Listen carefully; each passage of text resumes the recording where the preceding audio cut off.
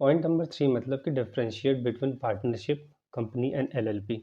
So basically आपके examination में ना एलएलपी वर्सेस पार्टनरशिप आता है या एलएलपी वर्सेस कंपनी आता है।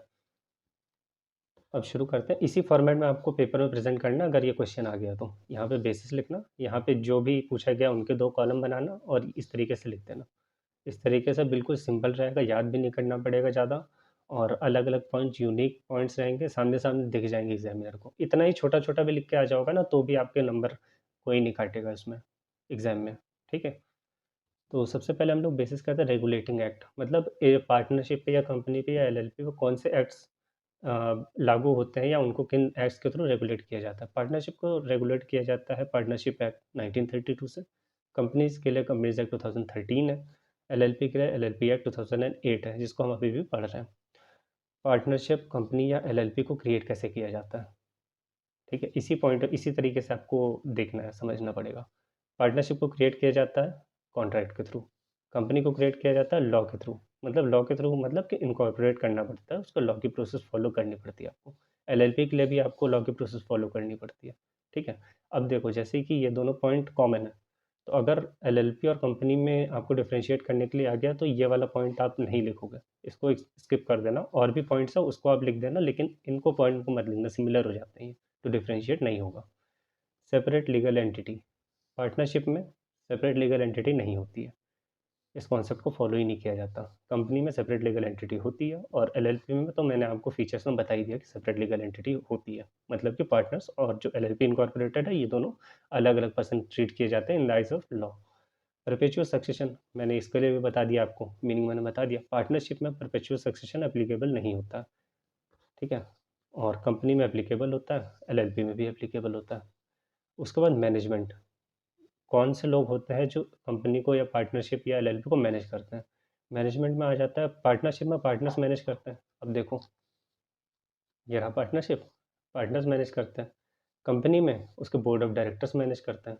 एलएलपी में पार्टनर्स मैनेज करते हैं including designated partners. Designated partners के बारे में आप लेसन नंबर 2 में समझोगे। आप इनको कैसे अपॉइंट किया जाता है, इनके राइट्स एंड ड्यूटीज़, बाकी सब चीज़ें वहाँ पे कवर्ड है। बेसिकली आप इसको याद कर लो फिलहाल के लिए। लाइबिलिटी, यहाँ पार्टनरशिप था, पार्टनरशिप में लाइबिलिटी जो है अनलिमिटेड होती है। कंपनी में लिमिटेड होती है, up to the amount not paid on shares. मतलब कि जो शेयर्स पे अनपेड अमाउंट होता है ना, उतनी ही लाइबिलिटी आपकी होती है। और एलएलपी में लिमिटेड होती है accept in the case of fraud, wrongful act या नेग्लिजेंस। ये मैंने फीचर्स में बता दिया था आपको। चलिए सर, अब पॉइंट नंबर जी, पार्टनरशिप में कॉमन सेल नहीं होती है कोई भी। कंपनी में ऑप्शनल होता है, इसमें भी मैंने बता दिया था आपको कि ऑप्शनल होता है, मतलब कि नॉन मैंडेटरी। मैंने ये चीज़ फीचर्स में भी आपको बताई थी। आप देख रहे हो कितनी सारी चीज़ें फीचर्स से कॉमन आ रही हैं, तो आपने वो आंसर अगर प्रिपेयर कर लिया तो ये वाला आंसर भी आपका प्रिपेयर्ड हो जाएगा। और पॉइंट नंबर एच, पार्टनरशिप में मिनिमम जो मेंबर्स होते हैं ना, पार्टनर्स होते हैं बेसिकली, वो होते हैं 2। मैक्सिमम इसकी लिमिट होती है 50। कंपनी के केस में पार्टनर्स की लिमिट कितनी होती है? अगर प्राइवेट लिमिटेड कंपनी है तो मिनिमम 2 पार्टनर होने चाहिए। मैक्सिमम 200 पार्टनर्स आप ले सकते हो प्राइवेट लिमिटेड कंपनी में।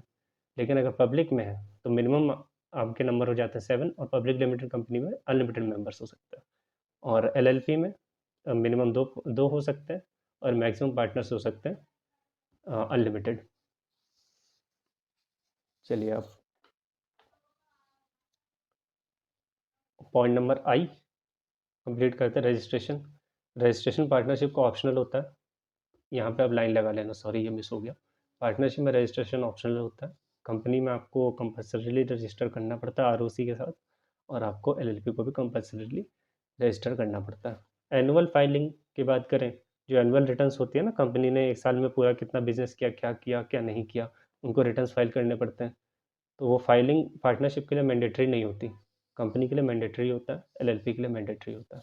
ऑडिट, ऑडिट तो करवाना पड़ेगा कि नहीं, बुक्स ऑफ अकाउंट्स का। तो पार्टनरशिप को ऑडिट करवानी पड़ती है अगर उनके टर्नओवर या ग्रॉस रिसिप्ट बिजनेस के केस में 1 करोड़ से ज़्यादा है। अगर कोई प्रोफेशन है तो 50 लाख से ज़्यादा है, तब उनको करवाना पड़ता है। कंपनी के केस में कंपलसरी है, ऑडिट करवाना ही पड़ेगा। एलएलपी के केस में अगर टर्नओवर 40 लाख से ज़्यादा है और कंट्रीब्यूशन जो है वो 25 लाख से ज़्यादा है इन एनी फाइनेंशियल ईयर, तो आपको ऑडिट करवाना पड़ेगा। बेसिकली के मतलब 11 पॉइंट्स मैंने आपको बता दिए हैं, और ज़्यादा से ज़्यादा 5 या 6 पॉइंट आपको लिखने के लिए आएंगे। इतने सारे पॉइंट में तो आप, मुझे लगता है कि आधे से ज़्यादा पॉइंट्स आपको याद हो गए होंगे।